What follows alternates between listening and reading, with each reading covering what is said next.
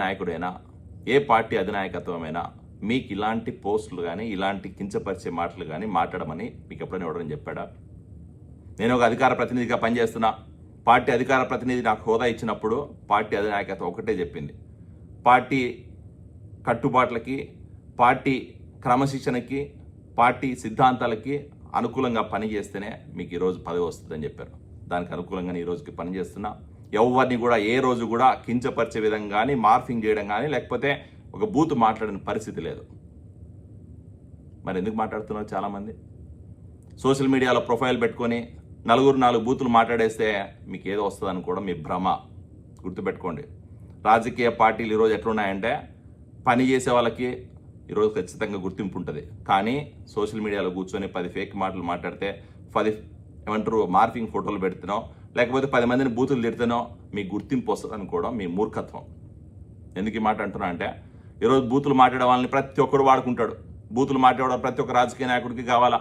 ఎందుకంటే వాళ్ళ ఎలివేషన్ కోసం, వాళ్ళ గొప్పల కోసం మిమ్మల్ని బదనాం చేస్తారు. అది గుర్తుపెట్టుకోండి. నీకేదైనా కష్టం వస్తే వాళ్ళు ఆడుకుంటారని మీకు నమ్మకం ఉందా?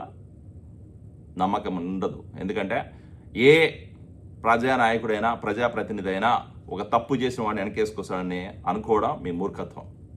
ఎవరు కూడా మీకు తప్పు చేసి మీరు జైల్లో పడ్డప్పుడో, లేకపోతే మీరు బూతులు మాట్లాడి ఆ రోజు స్టేషన్లో కేసు పెట్టినప్పుడో, లేకపోతే మీరు మార్ఫింగ్ ఫోటోలు చేసి నీ ఫ్యామిలీ గురించి వాళ్ళ ఫోటోలు వేసినప్పుడో ఏ నాయకుడు కూడా నీకు అండగా నిలబడదు. గుర్తుపెట్టుకోండి. ఇది ఫ్యాక్ట్. వాస్తవాలు తెలుసుకోకుండా, ఎటువంటి రాజకీయ అనుభవం లేకుండా, పెద్ద చిన్న లేకుండా, సమాజంలో ఎలా బతకాలో తెలియకుండా ఒక ఫేక్ ప్రొఫైల్ పెట్టుకొని ఫేక్ మాటలు మాట్లాడుకుంటా, బూతులు మాట్లాడుకుంటా, మార్ఫింగ్ ఫోటోలు చేస్తే మీరు ఏదో పెద్ద ప్రజాసేవ చేస్తా అనుకుంటున్నారా? ఇలాంటి ప్రజాసేవ చేయడానికి డెమోక్రసీ అవసరం లే. ఆ చైనాకి వెళ్ళో, లేకపోతే ఆ రష్యాకి వెళ్తూనే సరిపోతుంది. అలాంటి వాళ్ళు చేస్తారు ఈ పనులు. దేశంలో ఉన్న రాష్ట్రాలు ఏ రాష్ట్రంలో ఇలాంటి దరిద్రమైన సంస్కృతి లేదు. ఒక ఆంధ్రప్రదేశ్ రాష్ట్రంలో, తెలంగాణలో తప్ప. రాజకీయాల పేరుతో అన్యం పుణ్యం తెలియని ఆడవాళ్ళ మీద కామెంట్లు. ఏ పార్టీ అయినా, అది తెలుగుదేశం పార్టీ అయినా, వైఎస్ఆర్సీపీ అయినా, బీఆర్ఎస్ అయినా, లేకపోతే ఇంకో పార్టీ అయినా, అన్ని పార్టీల కార్యకర్తలు పార్టీ కార్యకర్తల మాయలో ఫేక్ ప్రొఫైల్ పెట్టుకొని ఇలాంటి ఫేక్ మాటలు మాట్లాడుకుంటా, వాడన్నాడని చెప్పి వీడు, వీడన్నాడని చెప్పి వాడు. ఎవడనమని చెప్పాడు ఫస్ట్ మిమ్మల్ని? ఏ పార్టీ నాయకుడు అని చెప్పాడు మీకు మార్ఫింగ్ ఫోటోలు చేయమని?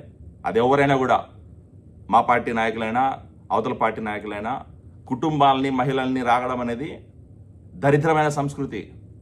మన తెలుగు రాష్ట్రాల్లో తెలుగు సంస్కృతి ప్రకారం మహిళలకి ఇలాంటి స్థానం ఇస్తాం. మీరు చేసే పనికి మాలిన పనుల వల్ల, మీరు చేసే మార్ఫింగ్ల వల్ల, మీరు మాట్లాడుతున్న బూతుల వల్ల ఈరోజు తెలుగు ప్రజలు, లేకపోతే